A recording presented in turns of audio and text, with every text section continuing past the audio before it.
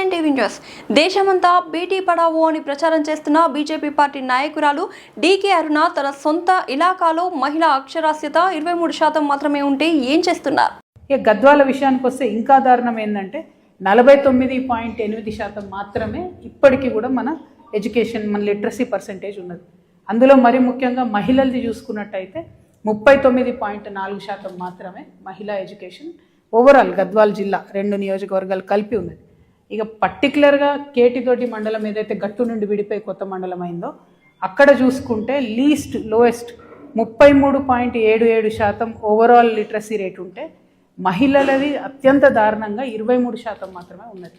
ఇక ఇక్కడ ఉన్న డీకే అరుణమ్మ గారు ఉన్న పార్టీ బీజేపీ బేటీ బచావో బేటీ పడావో అంటారు. మరి ఏం పడాయిస్తున్నారో ఎక్కడికి వెళ్ళి పడాయిస్తున్నారో నాకైతే అర్థమైతే లేదు.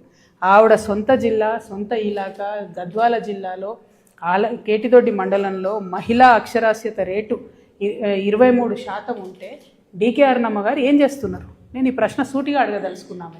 దయచేసి ఒకసారి ఆలోచన చేయండి. ఫీమేల్ లిటరసీ రేటు 23% అంటే తెలంగాణకు నామోషి కదా. మీకేం అనిపిస్తలేదేమో అరుణమ్మ గారు ఇది కరెక్ట్ కాదు. You have to act on this.